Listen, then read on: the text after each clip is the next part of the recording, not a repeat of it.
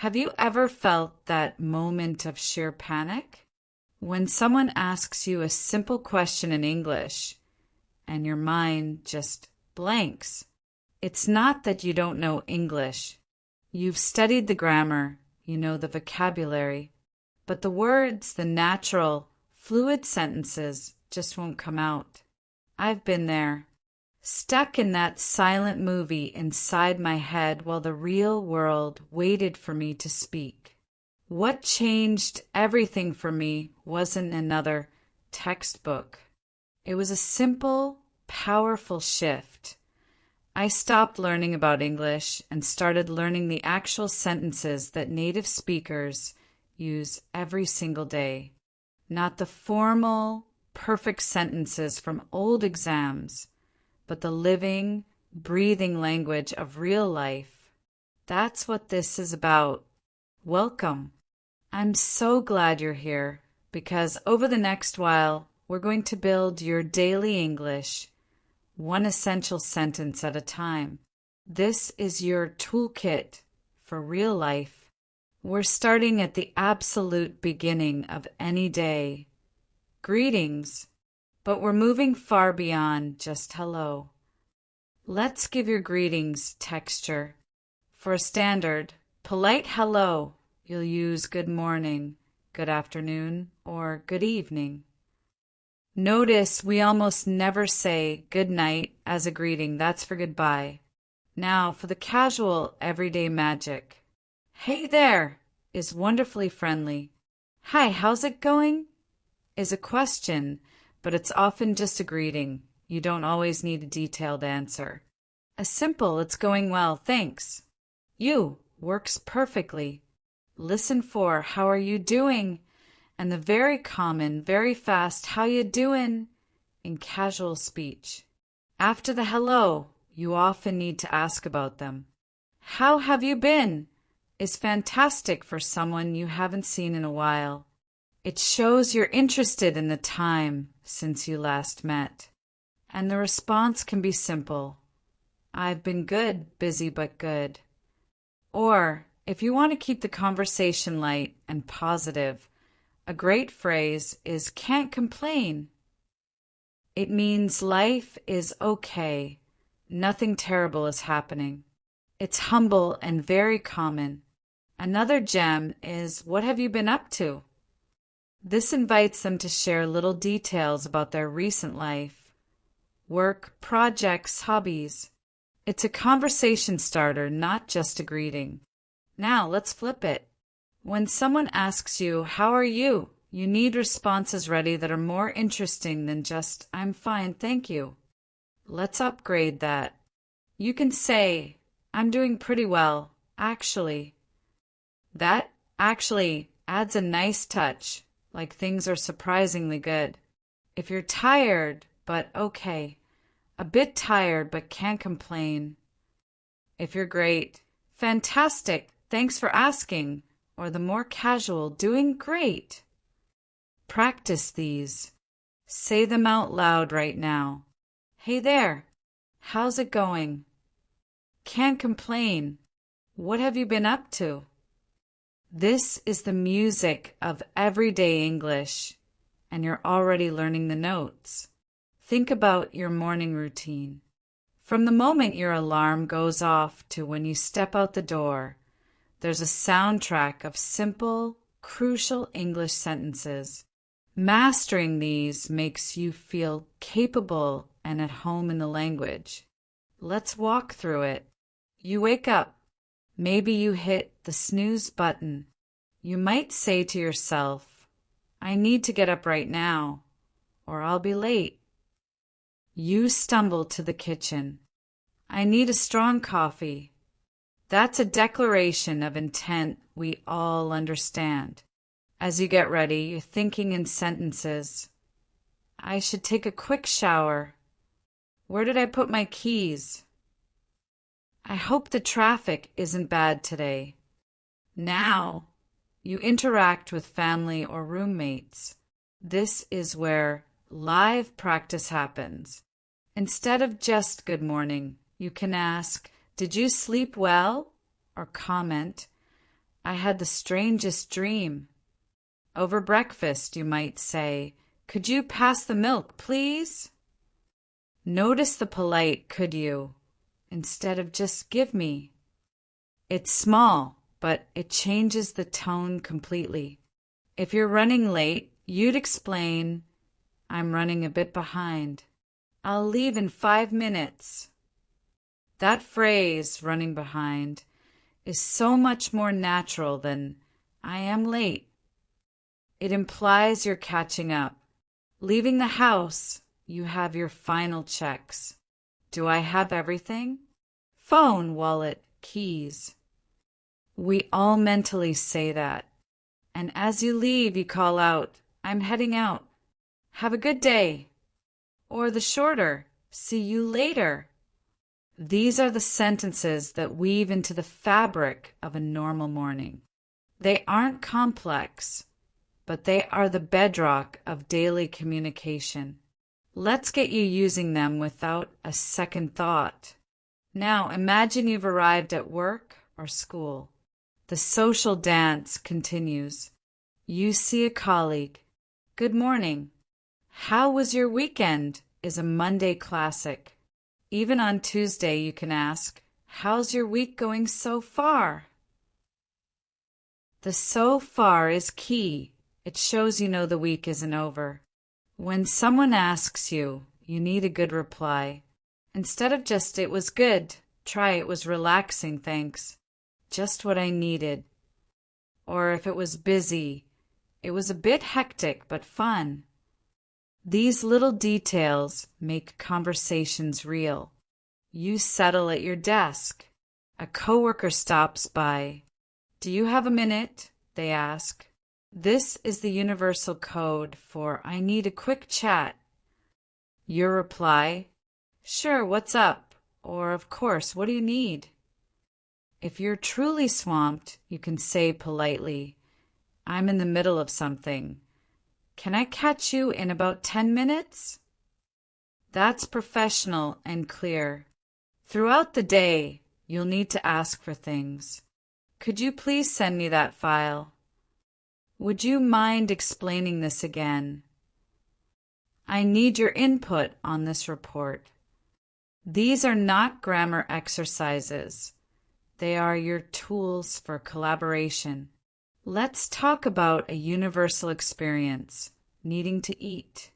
Whether you're ordering food, cooking at home, or discussing dinner plans, food vocabulary is essential, but it's the sentences that will get you fed. Imagine you're at a cafe. The barista asks, "What can I get for you today?" You can reply, "I'll have a large coffee black, please." Or, "Could I get a latte and a blueberry muffin?" Notice the structure. "I'll have," or "could I get," are your go-to phrases. They're clear and polite. If you need a moment, just say, "I'm still deciding. I'll just need a second." Now, what if you have a dietary restriction? This is crucial. You must be able to say, "Does this contain any nuts?" Or, "I'm allergic to dairy." Another useful one is the soup vegetarian? When your order arrives and they ask, "Can I get you anything else?" you can say, "No, that's all for now, thank you." Or if you want something more, "Yes, could I also get a glass of water?" Lunchtime with colleagues. Someone suggests a place. You can respond with enthusiasm, "That sounds great. I've been wanting to try that place." Or if you have a different idea, "How about that new sandwich shop instead?" Compromising is key. "I'm open to anything," or "You choose, I can't decide," are perfectly acceptable sentences. At the restaurant, you'll need to interact with the server. "We're ready to order," you might say. To ask for a recommendation, try "What's your most popular dish?" or "What would you recommend?" It's a great way to learn new words and get a good meal. While eating, the conversation flows. You're asked, "How's your food?" Don't just say, "Good." Say, "It's delicious. The chicken is so tender." Or, "It's a bit too salty for my taste, but still good." After the meal, you'll need the check. In many places, you'll need to ask. A simple, "Could we get the bill, please?" is perfect. Splitting the bill is common. "Shall we split it evenly?" or "I'll just pay for what I had." These sentences prevent awkwardness. Back at home, planning dinner. What should we make tonight? Do we need to stop by the grocery store? At the store, you might not find an item. Ask an employee, "Excuse me, where can I find the canned tomatoes?" Or, "Do you have this in stock?" If you're checking out, the cashier will often make small talk. "Did you find everything okay?" You can reply, "Yes, thank you." Or if you didn't, "Not quite, but it's okay." They might say, "That'll be $25.50. Your response, "Can I pay by card?" or "I'll pay cash." These tiny exchanges are the glue of daily life. Practice them until they feel automatic, because your next meal might depend on it. Have you ever bumped into someone you know, exchanged a few pleasantries, and then stood there in silence, scrambling for what to say next? That awkward pause can feel like an eternity. It happens because we often master the hello, but forget the vital sentences that come immediately after. Let's fix that right now. The secret isn't having fascinating topics at the ready. It's knowing the simple, versatile questions that keep the conversational ball rolling. After the initial "How are you?" you need your follow-up moves. The most powerful tool in your arsenal is, "So, what have you been up to lately?" This is gold.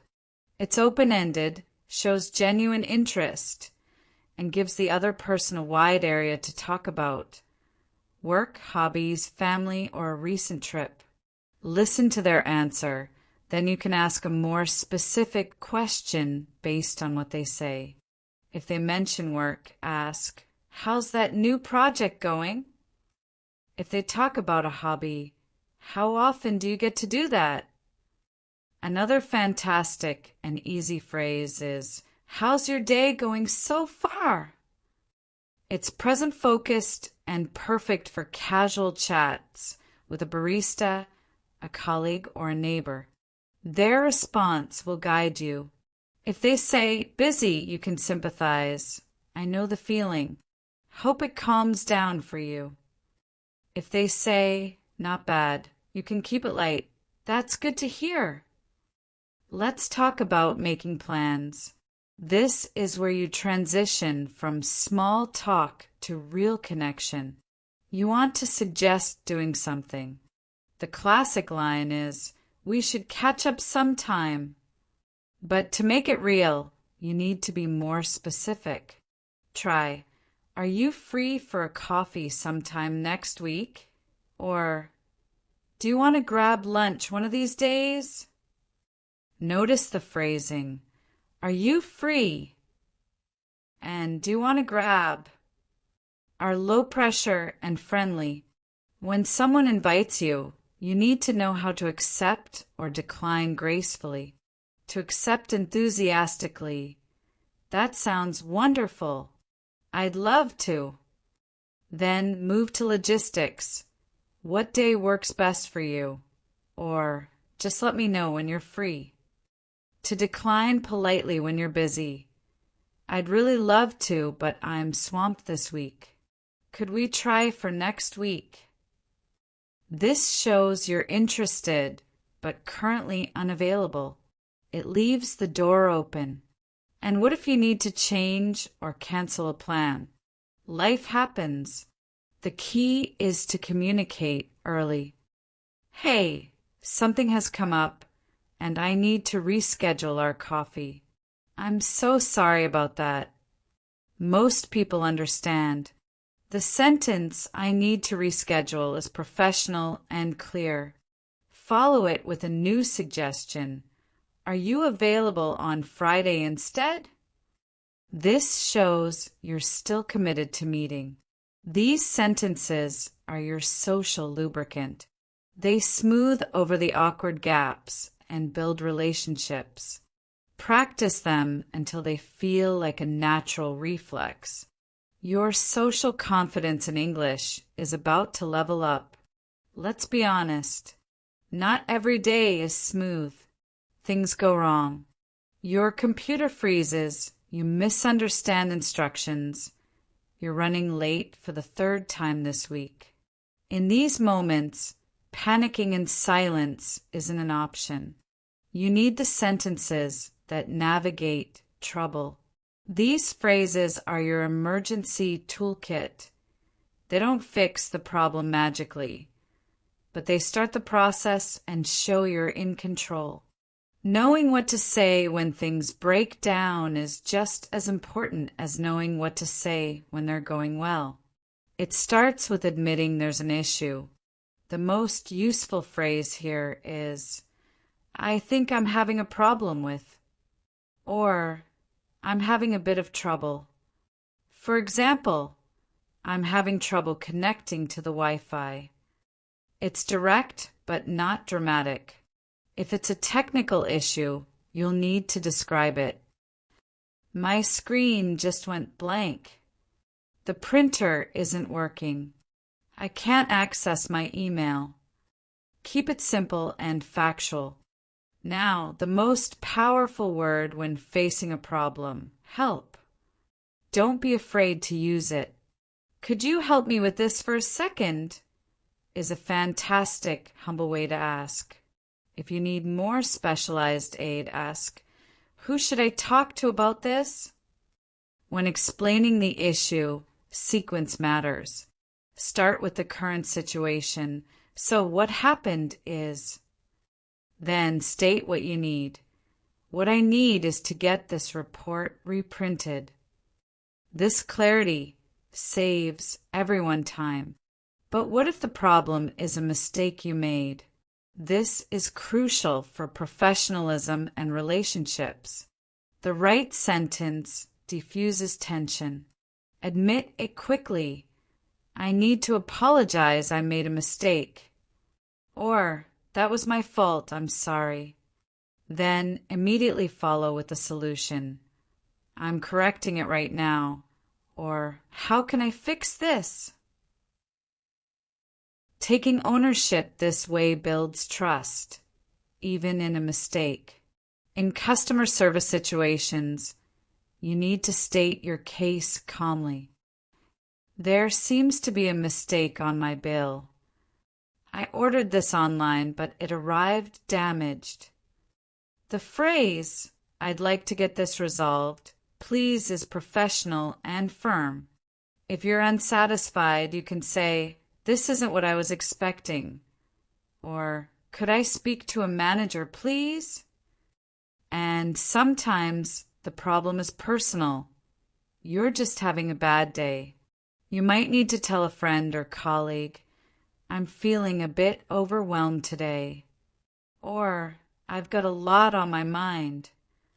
This isn't complaining, it's context. It helps others understand your mood. If you need space, a simple, I need some time to figure this out works perfectly. These sentences aren't signs of weakness. They're tools of communication that prevent bigger misunderstandings. Arm yourself with them. Words have the power to build bridges between people, and some of the strongest bridges are built with the simplest materials, compliments and gratitude. These aren't just polite phrases, they are social superpowers. Using them correctly makes people feel seen and appreciated, and it makes you someone others enjoy being around. Today, we're moving beyond a simple thank you and learning the sentences that express genuine appreciation and give meaningful praise. Let's start with giving a compliment. The key is to be specific. Instead of a vague, nice shirt, try that color looks really great on you. It focuses on the effect, not just the object. For someone's work or effort, say, you did a fantastic job on that presentation. I was really impressed by your research. This tells them exactly what you liked. For everyday things, this soup is amazing. What did you put in it? Is a compliment that also invites conversation. Notice the structure. I was really impressed by, and that looks /sounds /tastes amazing. Now, how do you receive a compliment gracefully? Many of us get awkward and dismiss it. Don't. The best response is a simple, sincere, "Thank you so much. That means a lot." Or, "Thank you, I really appreciate you saying that." If it's about something you made, you can add, "I'm so glad you like it." Accept the words. Let them land. Gratitude is your other superpower. Thank you is just the start. To amplify it, add "so much" or "really." Thanks a lot is casual and common. But for deeper thanks, use sentences that state what you're thankful for. Thank you for your help today. I couldn't have done it without you. I really appreciate you taking the time to explain this to me. Thanks for having me over. I had a wonderful time. The formula is simple. Thank you for specific action. It shows you notice their specific effort. In a professional setting, gratitude builds strong networks. After a meeting, you can say, "Thank you for your valuable input." When someone covers for you, "I really appreciate you holding things down while I was out." Send a quick email. "Just wanted to thank you again for your help with the client. It made a huge difference." These sentences are remembered. And don't forget the small courtesies. When someone holds a door, a cheerful "thanks" works. When a waiter refills your water, a quiet "thank you" is perfect. The goal is to make appreciation a reflex. It brightens your day and theirs. Practice right now. Think of someone who helped you recently. How would you thank them with a specific sentence? "Thank you for listening to me yesterday. It really helped." Say it out loud. These sentences are the currency of kindness. Spend them generously. Think about the last time you were in a group. Everyone was sharing their thoughts on a movie, a plan, or a news story, and you wanted to jump in, but you hesitated. How do you start? What if they disagree? Expressing your opinion in a second language can feel like stepping onto a stage without a script. It requires a different set of sentences. Ones that allow you to share your viewpoint clearly, agree with others to build rapport, and disagree without causing offense. This is how conversations move beyond small talk into meaningful exchange. Let's start with how to give your opinion. You need soft openings that signal you're sharing a perspective, not stating a fact. The classics are incredibly useful. "I think that," or "in my opinion." But let's expand your toolkit. For a more considered feel, try "from my point of view," or "the way I see it." If you're feeling less certain but want to contribute, use "I feel like," or "it seems to me that." These are gentle and open. For example, "I feel like the new park has really improved the neighborhood." Now, what if you want to agree? A simple "I agree" is fine, but it can sound blunt. To show enthusiastic agreement, say, I completely agree, or that's so true. You can also build on their idea. You're absolutely right. And I also think, or that's a great point. It reminds me that this shows you're actively listening and engaging with their thought. The real test is disagreeing politely. This is where your sentence choice matters most. Never just say, I disagree. It sounds like a wall. Instead, use phrases that soften the blow. Start by acknowledging their view. I see what you're saying, but I have a slightly different perspective. Or, that's an interesting point. However, I think. Another excellent strategy is to make it about your own understanding. I might be wrong, but I thought that. Or correct me if I'm mistaken, but wasn't it? In a meeting or discussion, you might need to interrupt gently to disagree. Use, if I could just jump in here. Or can I add something to that? Then state your differing view. The goal is not to win, but to contribute a new angle.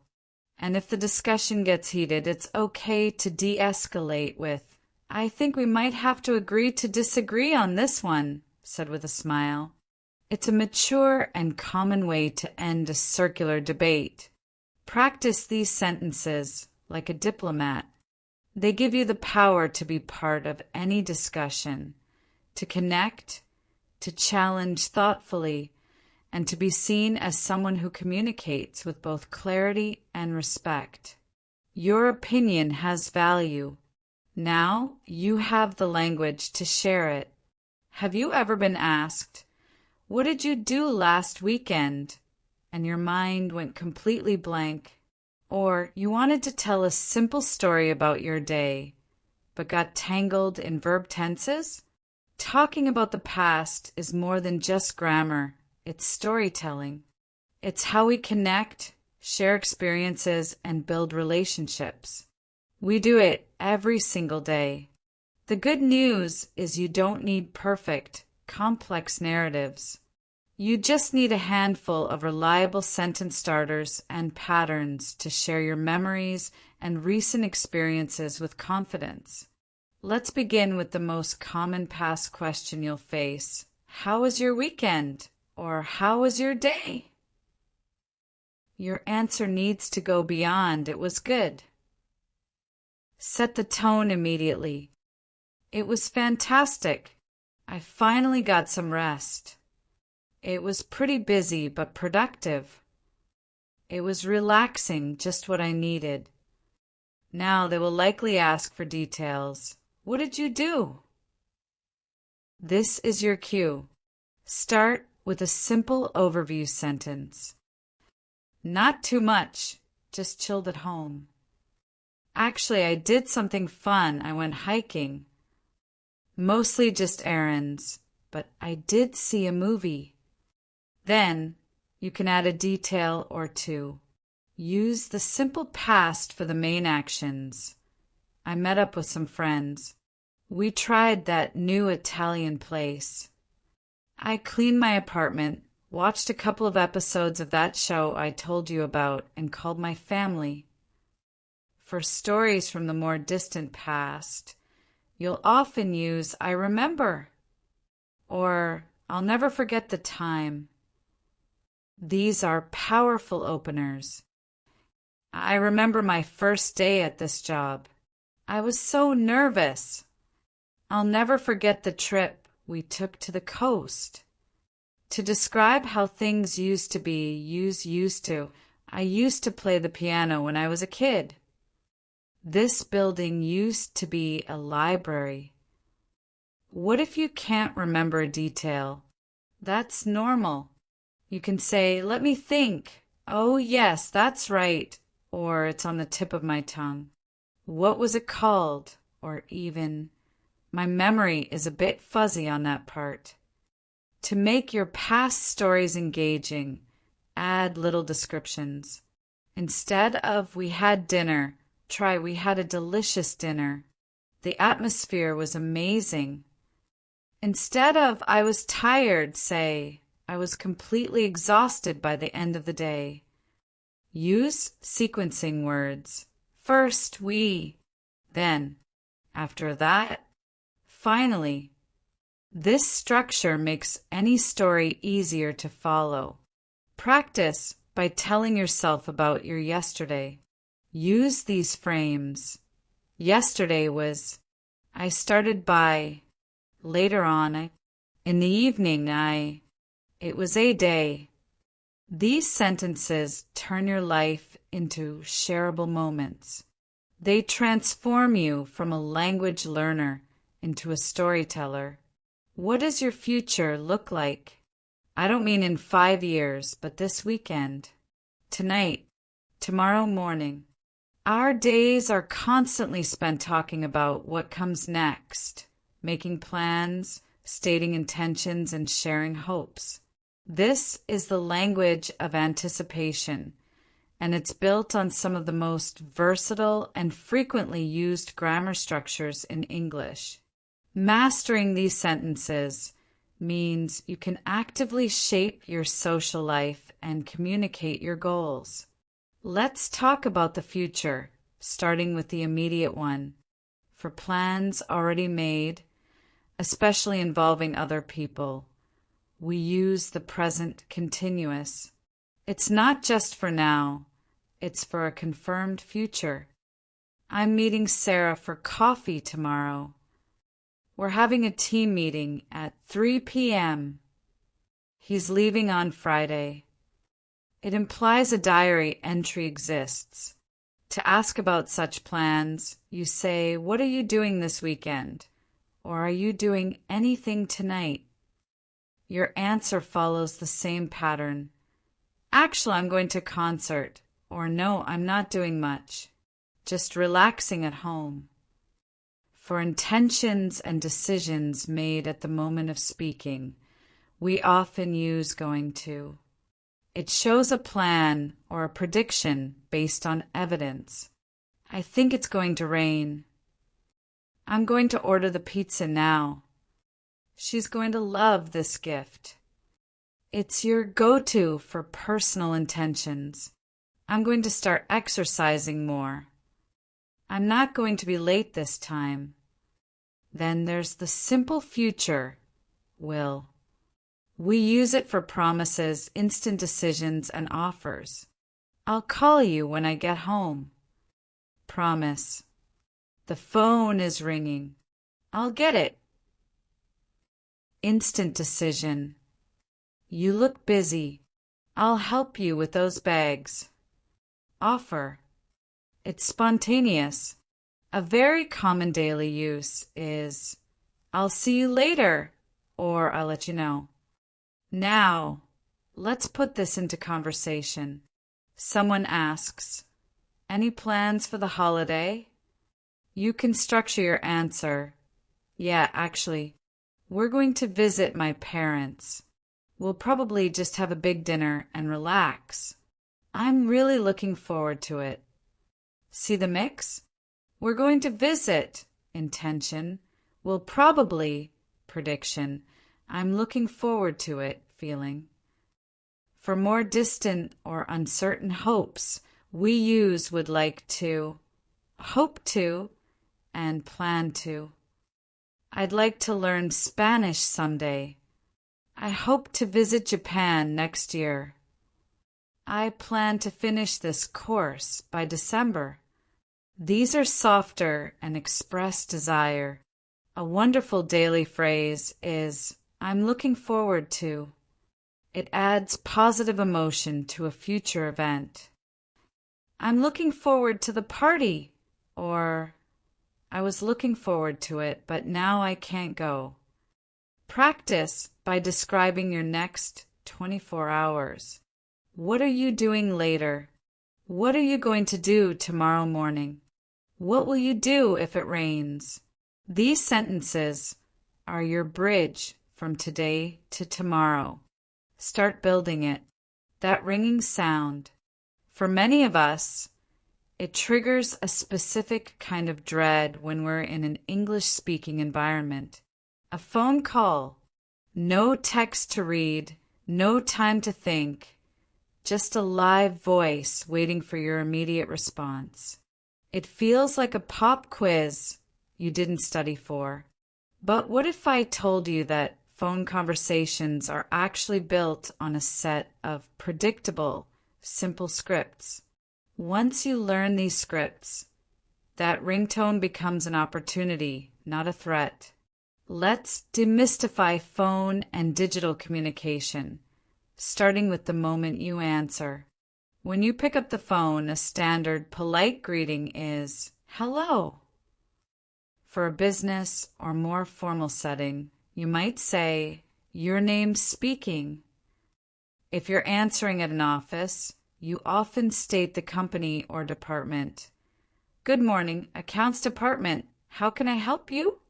The other person will then usually state who they want. If they don't, you can ask, "Who's calling, please?" Or, "May I ask who's calling?" Now you're making the call. Start by introducing yourself and stating your purpose. "Hello, this is your name. I'm calling about," or "Hi, it's your name. I was wondering if you could help me with." If you need a specific person, ask, "Could I speak to person's name, please?" If they're not available, you have options. You can say, "Could you please take a message?" or "When would be a good time to call back?" Leaving a clear voicemail is a vital skill. Speak slowly. Say, "Hi name, this is your name. My number is your number. I'm calling to brief reason. Please call me back when you get a chance. Thank you." That's the template. Keep it short. The digital world is where we live daily. Texting and messaging have their own shorthand. For quick confirmations, "On my way." Running 5 minutes late. "See you there." To ask a question, "What's the address?" "Do you need me to bring anything?" Common abbreviations like FYI for your information, ASAP as soon as possible, and by the way, are useful, but use them judiciously. Always read a message before sending to avoid autocorrect disasters. For email subject lines, be clear: meeting request, question about topic, following up. Start with "Dear name" for formal, "Hi name" for casual. End with "Best regards," "Sincerely," or "Thanks," followed by your name. Practice by role-playing. Pretend to call a restaurant to make a reservation. Say out loud, "Hello, I'd like to make a reservation for 2, please." The more you verbalize these scripts, the less intimidating the real call will be. That ringing phone, you're now ready to answer it with confidence. Picture this. You're standing in the aisle of a store looking for one specific thing. You scan the shelves, but it's nowhere to be found. You see an employee but hesitate. What do you say? How do you ask for help without sounding confused? Shopping, whether for groceries, clothes, or electronics, is a daily ritual for most of us. It's also a perfect, low-pressure environment to practice your English. The conversations are predictable, and the scripts are easy to learn. Let's turn your next shopping trip into a confidence-boosting mission. It all starts with finding what you need. If you're browsing, you might say to a companion, "I'm just looking for a new pair of headphones," or "I need to pick up some ingredients for dinner tonight." When you can't find an item, approach an employee and ask, "Excuse me, could you tell me where the baking supplies are?" Or, "Where can I find the light bulbs?" Use "Where can I find?" Or, could you point me to? They are clear and polite. Now you've found the right section, but you need a specific variant. This is where details matter. Do you have this in a larger size? Is this available in blue? I'm looking for something less expensive. For groceries, do you have the low-fat version of this, or is this organic? If you're deciding between options, you might muse, I can't decide between these two. Which one do you think is better? It's a great way to get a recommendation. The most crucial part of any transaction is understanding the price and payment. You'll need to ask, how much is this? Or is this on sale? At the checkout, the cashier will likely greet you with, how are you today? A simple, I'm good, thanks, is perfect. They'll tell you the total. That comes to $47.30. You need to state your payment method. I'll pay by card, please, or I have cash. If you need a bag, ask, could I get a bag, please? If you're returning something, you'll need different sentences. I'd like to return this, please. I have the receipt. Don't forget the small talk that happens. A cashier might comment, you found some great deals today.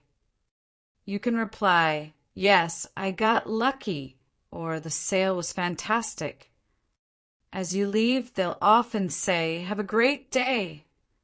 Your response, you too. Thanks. Practice these sentences before your next store visit. Even say them in your head as you walk through the aisles. Excuse me, where are the canned goods? Do you have this in medium? I'll pay with contactless, please. This isn't just shopping. It's interactive language practice with a real-world goal. And you get to bring home what you bought. That's a win-win. Let's talk about a topic we all experience, but often struggle to describe in a second language, not feeling well. Whether it's a slight headache, a bad cold, or a visit to the doctor, knowing how to communicate about your health is essential. These sentences aren't just vocabulary lists. They are tools for care, comfort, and getting the help you need. You won't use them every single day, but when you need them, you really need them. And that's when confidence matters most. Start with expressing how you feel to a friend, family member, or coworker.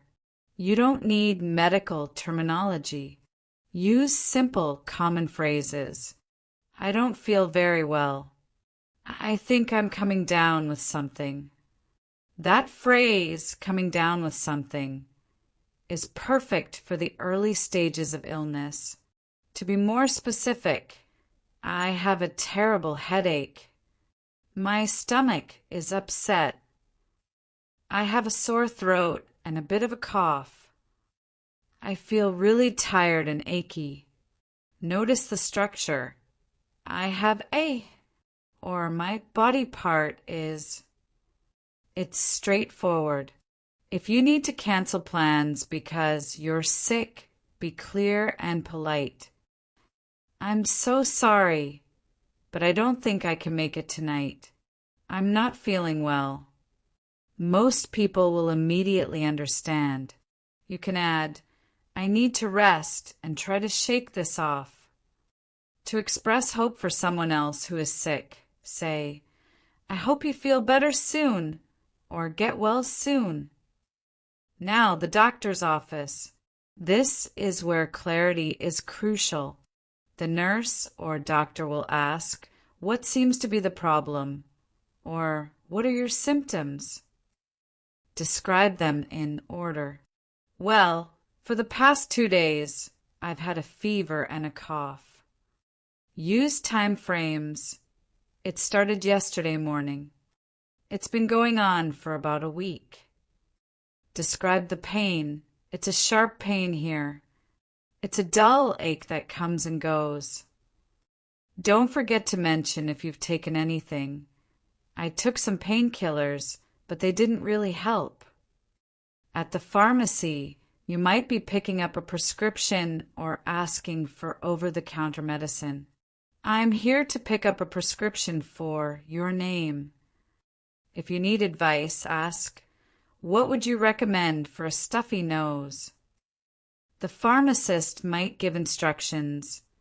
Take this twice a day with food. Make sure you understand. So, 2 pills in the morning and 2 at night. Always confirm. Finally, giving and receiving care. To offer help, can I get you anything? Some tea or soup?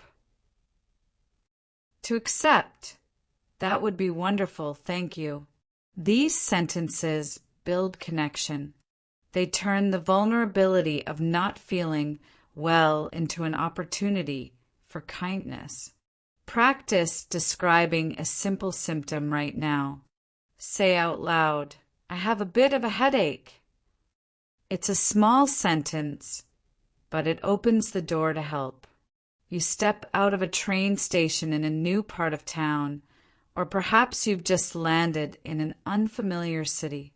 The sounds are different, the signs are a blur, and for a moment you feel completely untethered. Then you remember you have the tools. You know the sentences that will orient you, that will get you from point A to point B, no matter where you are. Navigating transportation and asking for directions is a fundamental life skill, and in English, it relies on a set of clear, courteous, and incredibly useful phrases. Let's make sure you're never truly lost. It begins with the simple ask. To get someone's attention politely, start with "Excuse me." Then, choose your question. For general directions, "Excuse me, could you tell me how to get to the museum? I'm looking for Main Street. Am I headed the right way?" For public transport, "Excuse me, which bus goes to the city center?" Or, "Is this the right platform for trains to the airport?" Always listen for landmarks. It's just past the post office. You'll see a big blue building on your left. When the directions come, they might be fast. Don't be afraid to ask for clarification. So, I turn left at the traffic lights, or did you say the second or third stop?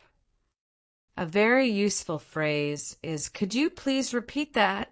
Or, I'm sorry, I didn't quite catch that. To confirm you understand, you can summarize. All right, so straight on for 2 blocks then, right? Thank you so much. Now, let's get on that bus or train. You'll need to interact with the driver or a ticket machine. A single ticket to downtown, please. Do I need to transfer?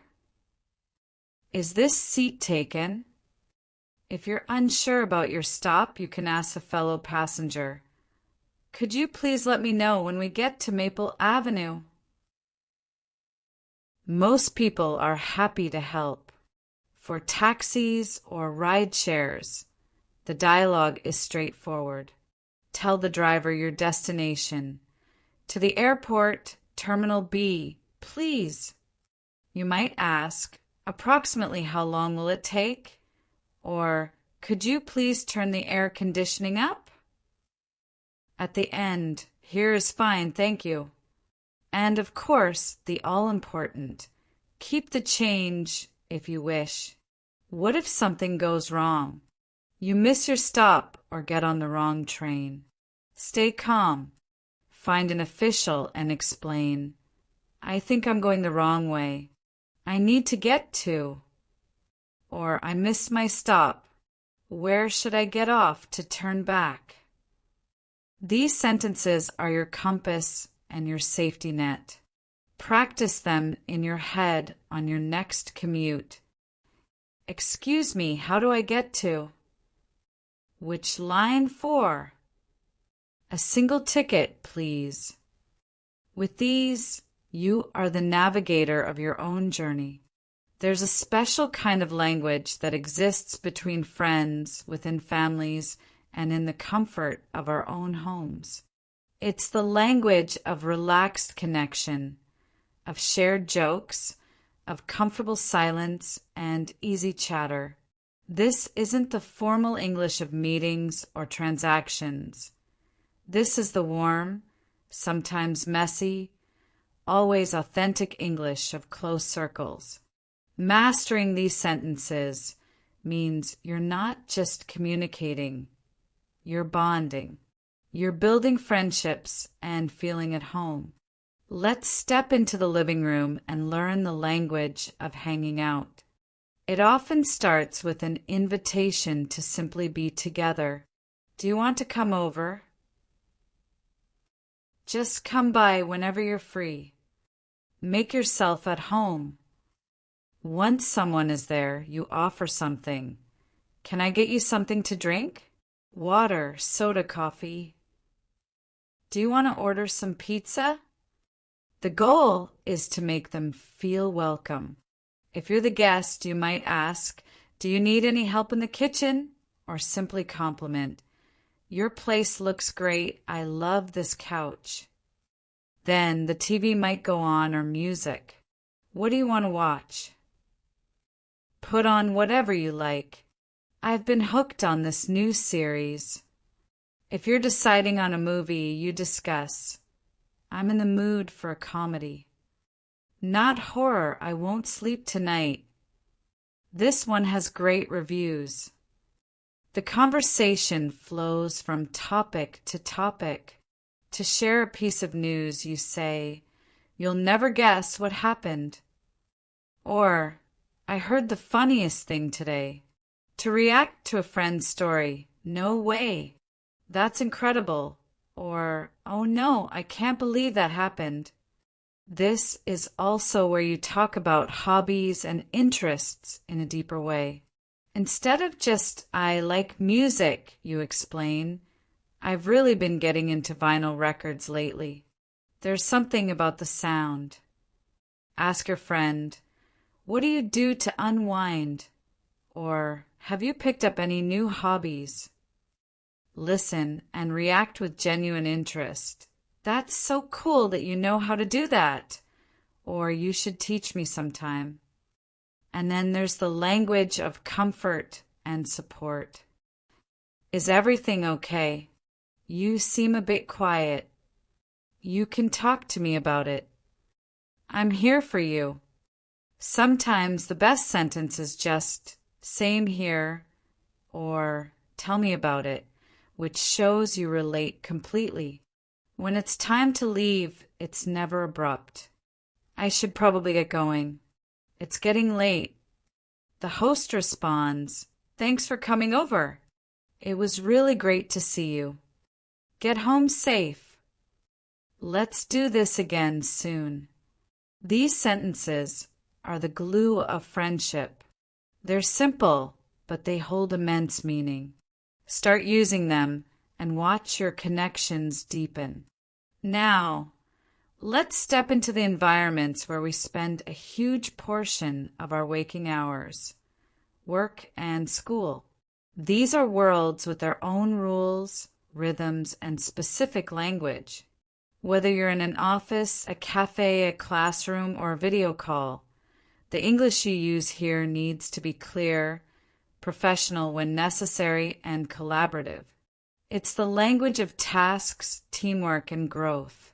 Feeling confident here can transform your entire daily experience.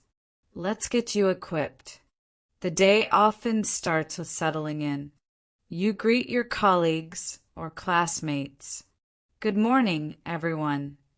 Hi, name. How was your evening? You might make small talk about the commute.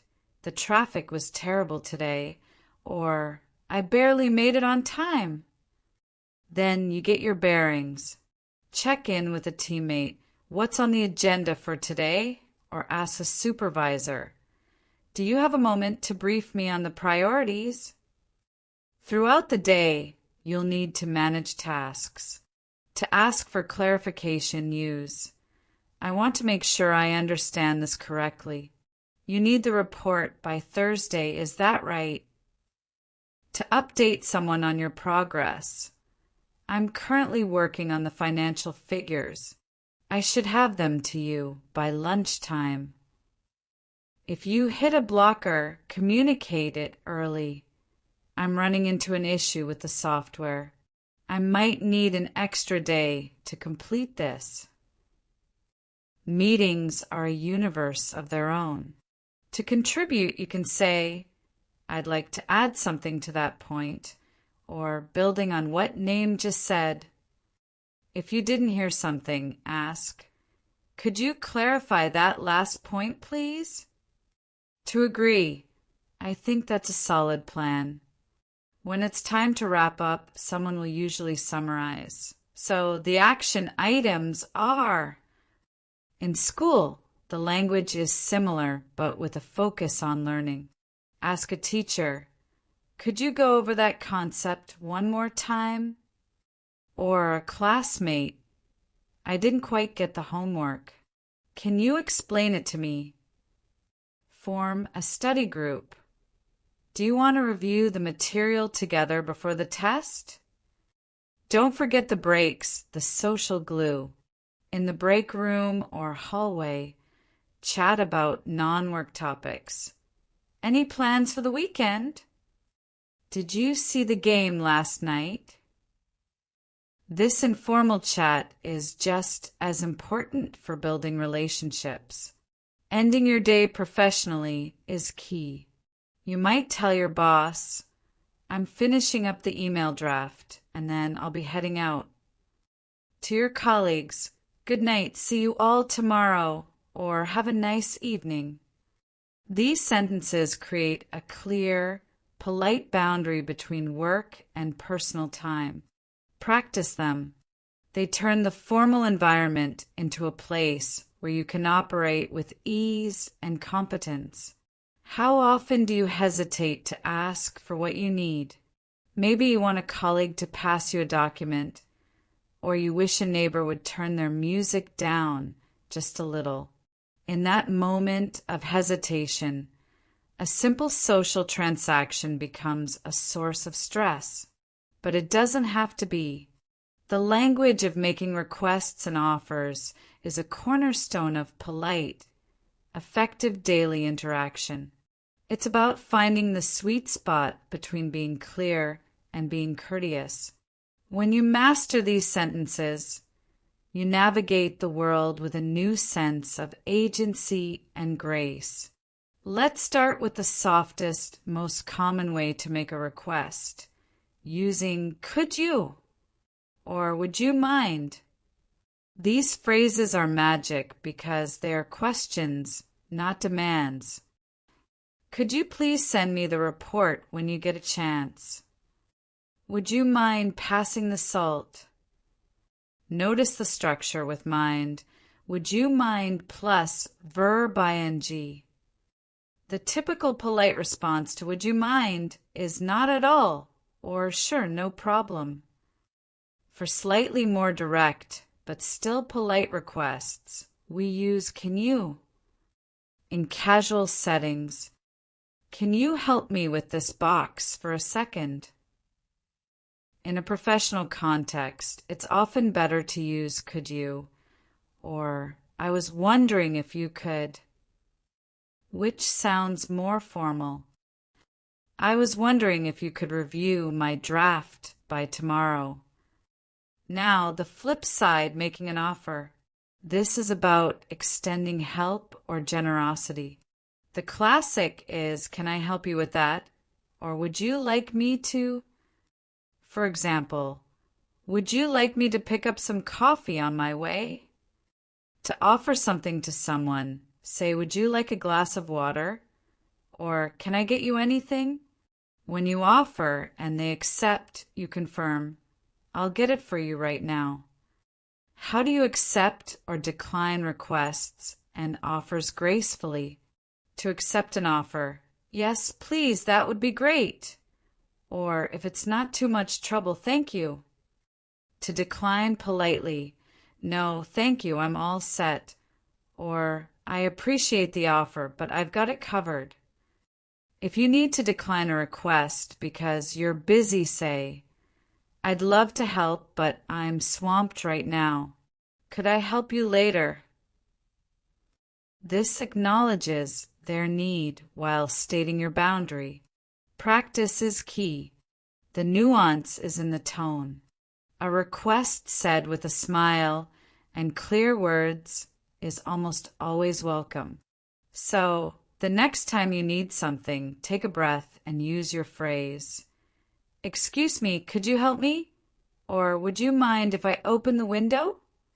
These sentences are the keys to cooperation. They transform you from a passive observer into an active, engaged participant in every situation.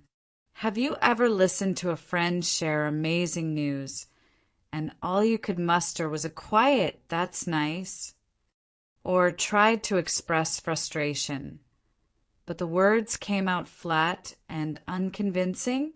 Our emotional vocabulary in a second language often lags behind, leaving us sounding detached even when we feel deeply. This is about more than words. It's about connection.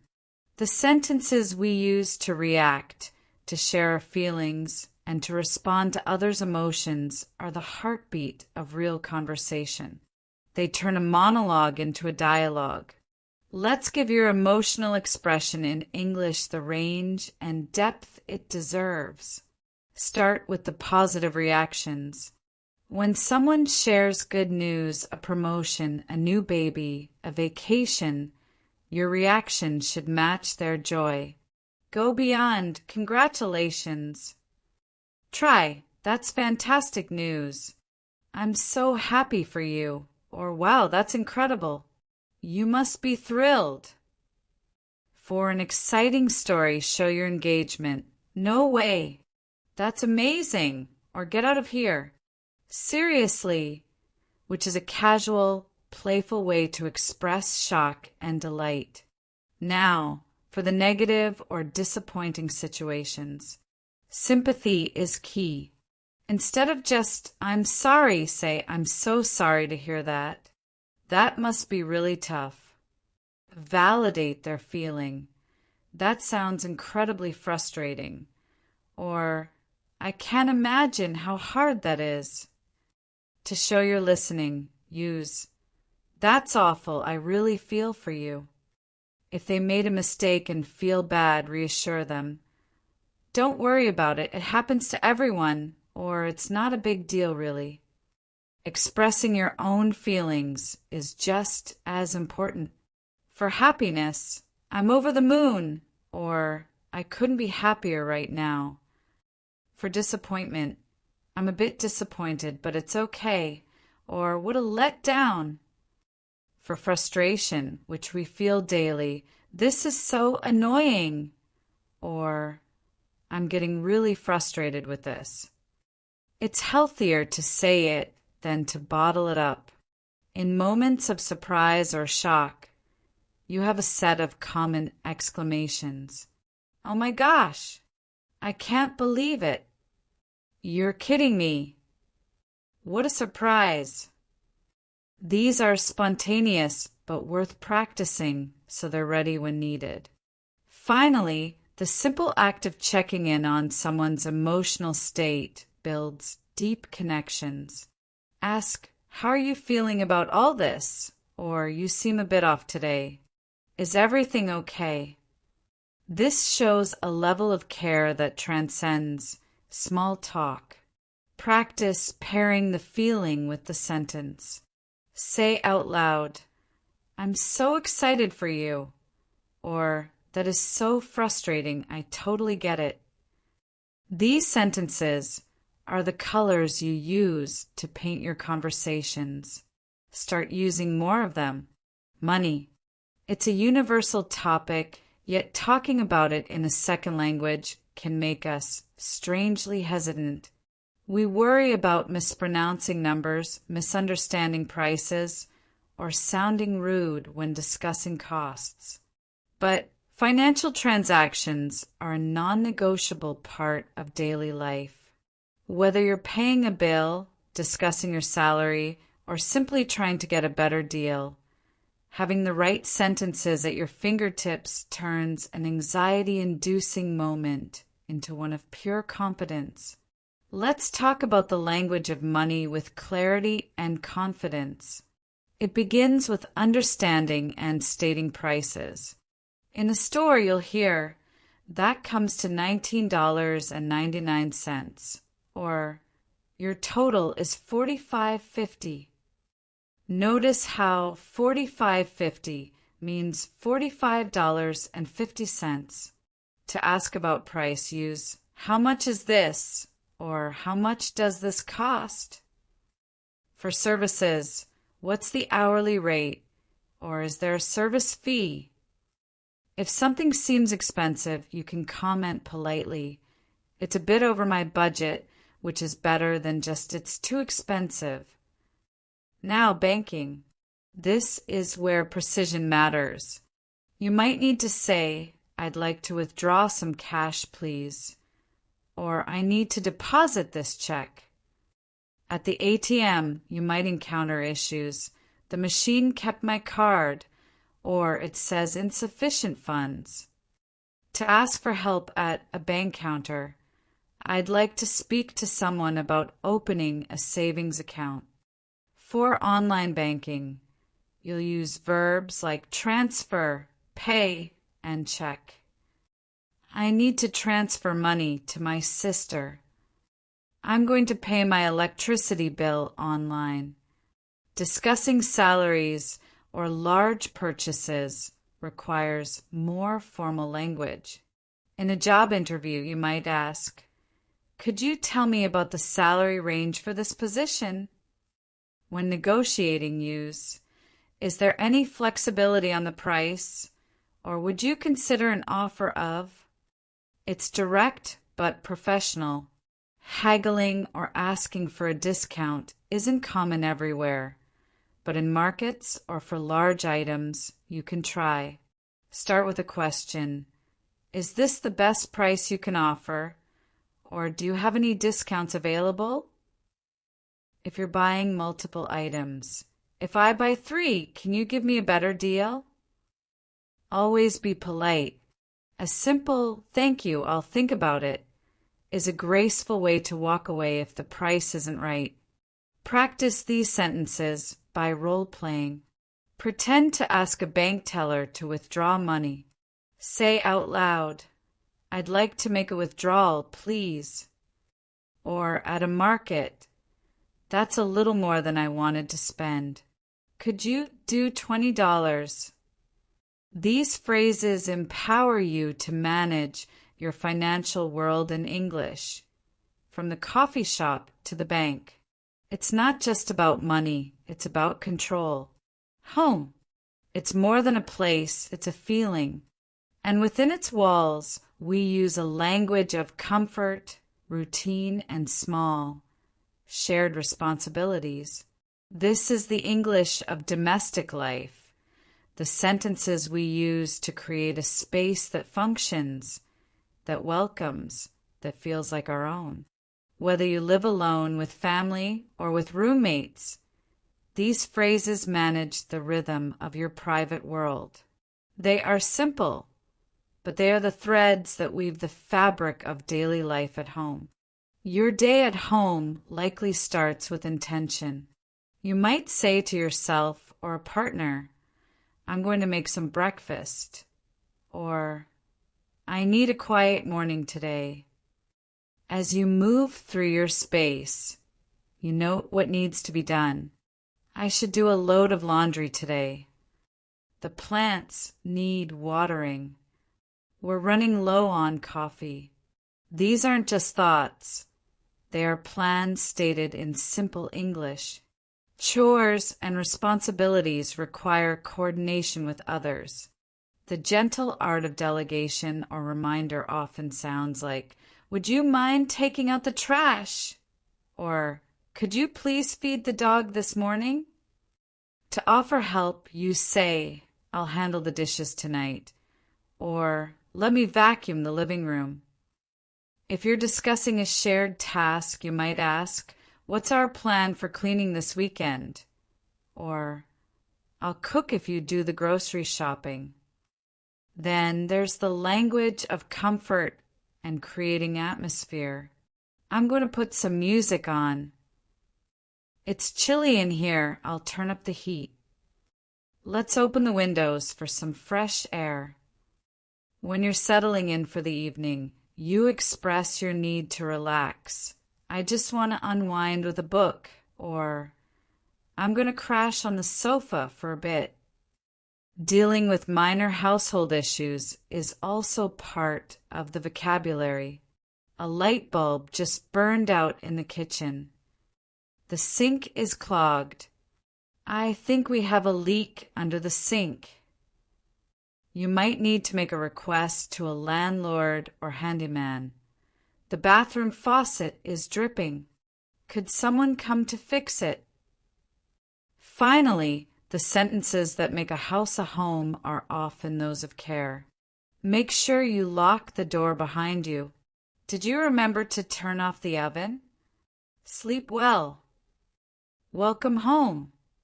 Practice by narrating your own actions at home in English. I'm tidying up the kitchen. I'm going to relax for an hour. This internal dialogue is powerful practice. Your home is your sanctuary. Now, you have the language to care for it. We began with a moment of panic. That feeling of your mind going blank when a simple English question hangs in the air. We've traveled through 100 different scenarios since then, from morning greetings to evening goodbyes, from navigating problems to sharing joys. We've built a toolkit sentence by sentence. But this final part isn't about introducing new phrases. It's about the single most important sentence you will ever use. I will keep going. The true secret to mastering daily English isn't found in any one list, no matter how comprehensive. It's found in the daily decision to use what you've learned. To say, I'll have a coffee, please, out loud, even if your accent feels heavy. To ask, could you help me with this, when you're unsure. To tell a friend, that's fantastic. I'm so happy for you, with genuine feeling. This is how language stops being a subject you study and starts being the air you breathe. Remember, fluency is not perfection. Fluency is recovery. It's the ability to navigate a conversation even when you forget a word, to ask for clarification, to laugh at a small mistake and keep talking. The sentences we've covered are your foundation. They are your anchors. When you feel unsure, you can return to them. How's it going? I think I'm having a problem with. Could you please repeat that? These are your lifelines. Your mission now is integration. Don't try to memorize everything at once. Pick 3 sentences from this series that feel most useful for your life tomorrow. Practice them in your mind. Say them in the shower. Then, find one safe, real opportunity to use each one. That's how confidence is built, not in giant leaps, but in small, consistent steps. Each sentence you use successfully is a brick in your bridge to fluency. This is your English now. It's practical, personal, and powerful. You have the phrases for connection, for solving problems, for expressing your heart and your mind. The journey doesn't end here. This is where it truly begins. Every day is a new page, and you now have the sentences to write your story. Thank you for allowing me to be part of your language journey. It has been an honor. Now go out there and speak. The world is waiting to hear from you. Goodbye for now and good luck. You've got this.